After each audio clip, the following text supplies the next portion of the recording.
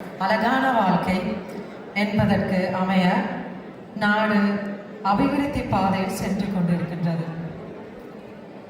ஊழல், லஞ்சம், வீண் விரயம் ஒழிக்கப்பட்டு புதிய பொருளாதார திட்டங்களுடன் நாடு சரியான பாதையில் பயணித்துக் கொண்டிருப்பதை அண்மையில் வெளியான உலக வங்கி அறிக்கை சான்றளிக்கின்றது. அபிவிருத்தி அடையும் நாடுகள் பட்டியலில் எமது தாய் நாடு முதலிடத்தில் காணப்படுகின்றது என்பது புலம்பெயர்ந்த தேசத்தில் வாழும் எமக்கு எல்லற்ற மகிழ்ச்சியை தருகின்றது.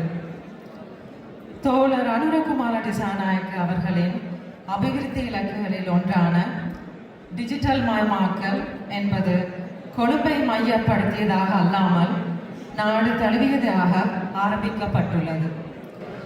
இது மிக முக்கியமான காலத்தின் தேவையாகும். நாம் வளமான நாடு, அழகான வாழ்க்கையை நோக்கி பயணித்துக் கொண்டிருக்கிறோம். எமக்கு நேரம் மிக முக்கியமானது.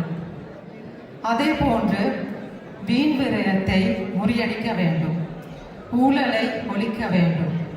இவற்றுக்கு சிறந்த பதிலே டிஜிட்டல் திட்டமாகும் என்பதனை அடையாளப்படுத்துகின்றது.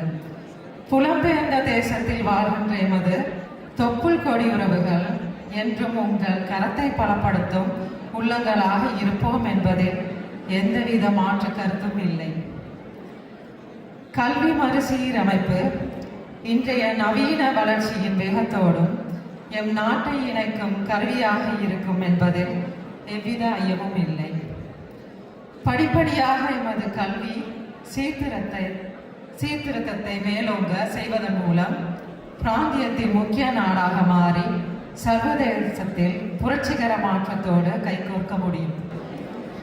எமது நாட்டின் மலையக மக்கள் தொழிலாளர் வர்க்கத்தின் முக்கியஸ்தர்களாக ஐரோப்பிய நாடுகளால் பார்க்கப்படுகின்றது. அவர்கள் உற்பத்தியில் இங்கு உள்ள தேநீரின் விலையும் அங்குள்ள ஒரு பெண் தொழிலாளி சகோதரியின் ஊதியத்தை பார்க்கும்போது வியப்பாக உள்ளது. அதே போன்றுதான் அத்தேயிலை தோட்டங்களில் தொழில் புரியும் சகோதரர்களின் ஊதியமும் காணப்படுகின்றன.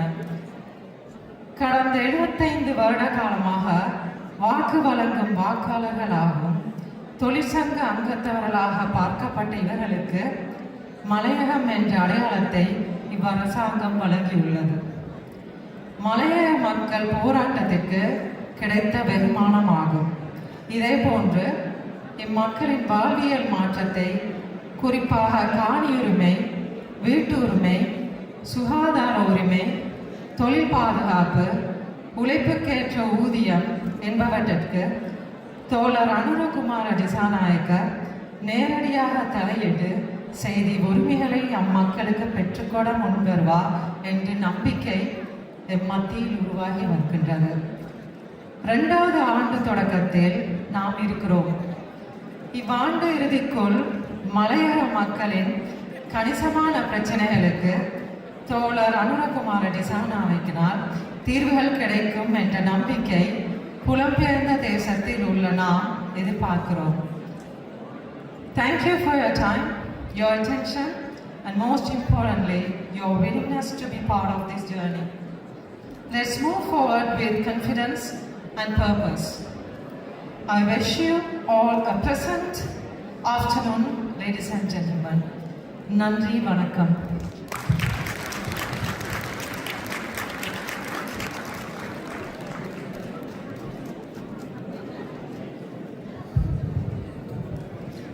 Thank you, Sudarshani Sahodari. ඒ කතාවේ පුංචි සාරාංශයක් මම සිංහලෙන් ඉදිරිපත් කරන්න. අවුරුදු 75ක් තිස්සේ අපේ රට ගමන් කළ මාවත දැන් වෙනස් වෙමින් තිබෙනවා. අද අපේ රට ආර්ථික, සමාජීය හා සංස්කෘතික වශයෙන් පරිවර්තනයක් වෙමින් පවතිනවා. ක්ලීන් ශ්‍රී ලංකා වැඩසටහන තුළින් අපේ රටේ පරිසරය ආරක්ෂා කිරීම, අධ්‍යාපන ප්‍රවර්ධනය වගේම ආකල්පමය වෙනසක් වෙමින් පවතිනවා. අප සියල්ලම එකතු වී නව ශ්‍රී ලංකාවක් ගොඩනැගීම වෙනුවෙන් වැඩ කරමු.